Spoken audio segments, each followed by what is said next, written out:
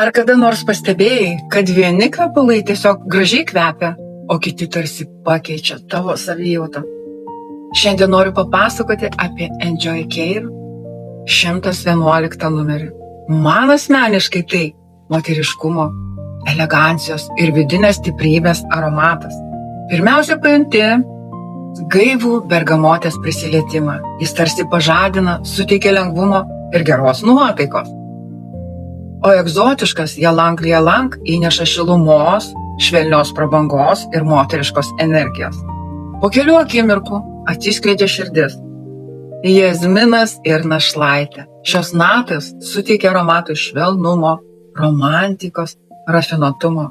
Kvapas tampa ant tiek artimas, jaukus ir labai moteriškas.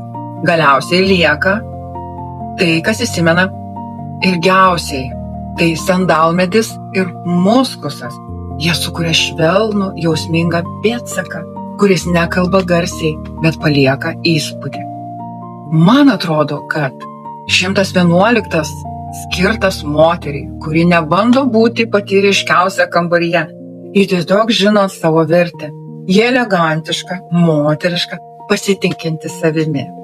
Kartais užtenka vieno aromato, kad prisimintum, kokia iš tiesų esi. O tu, ar mėgsti tokius švelnius, elegantiškus gėlių aromatus? Pasidalink komentaruose, bus labai smalsu sužinoti. O jeigu tau įdomu plačiau sužinoti apie šį nerealų moterišką kvapą, o gal dar apie kitus kvapus, parašyk man ir mes su tavim pasikalbėsim.